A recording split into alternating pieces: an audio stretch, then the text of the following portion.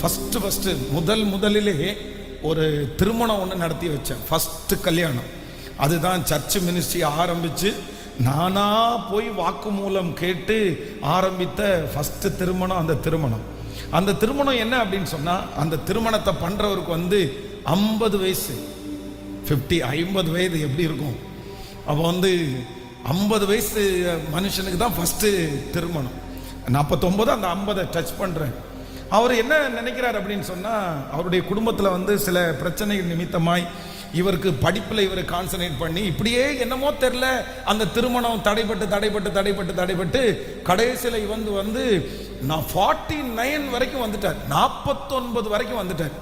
அவங்க அம்மா அப்பா 2 பேருமே என்ன சொல்றாங்க அப்படின்னு சொன்னா, உன்னுடைய கல்யாணத்தை பார்த்துட்டு தான் நாங்கள் சாவோம்னு நினைச்சோம், அதுக்காக தான் வெயிட் பண்ணோம்னு சொல்றவங்களும் இவருடைய 43 44 வயசுல 2 பேருமே இறந்துட்டாங்க, அம்மா அப்பாவும் இல்லை.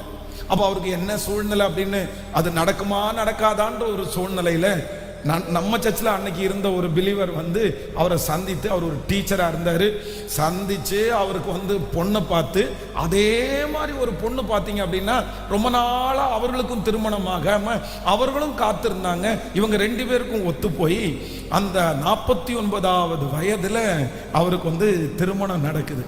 அப்போ அந்த திருமணத்திற்கு எல்லாம் முடிச்சுட்டு மாப்பிள்ளை கையில் தேங்க்ஸ் கிவிங் கொடுத்தாங்க. தேங்க்ஸ் கிவிங் கொடுக்கும்போது அவர் என்ன சொன்னார்னா, மைக்க பிடிச்சி, ஒன்று நானே எனக்கு கல்யாணம் நடக்காதுன்னு நினச்சேன், இன்னொன்று இங்கே வந்திருக்கிற சொந்தக்காரங்கெல்லாம் எனக்கு கல்யாணம் நடக்காதுன்னு நினச்சாங்க, இவனுக்கு எங்கே நடக்க போகுதுன்னு நினச்சாங்க. ஆனால் இன்னைக்கு எனக்கே ஆச்சரியமாக இருக்குது, எனக்கு கல்யாணம் நடக்குதா. நான் இங்கே வந்த உடனே கிள்ளி பார்த்தேன், நீ தானடா அப்படின்னு கிள்ளி பார்த்தேன். ஸோ ஆண்டவர் நடக்காதுன்னு நினைச்ச ஒருத்தனுக்கு ஒரு குடும்ப வாழ்க்கையை இணைச்சு தந்திருக்கிறாரு அப்படின்னு அவர் சாட்சி, அந்த கடைசி டெஸ்ட் பண்ணி சொன்னார். ஸோ இன்றைக்கு அவருக்கு ஒரு குழந்தை ஆண்டவர் கொடுத்து கர்த்தர் சந்தோஷமாக அவங்கள வச்சிருக்கிறாரு.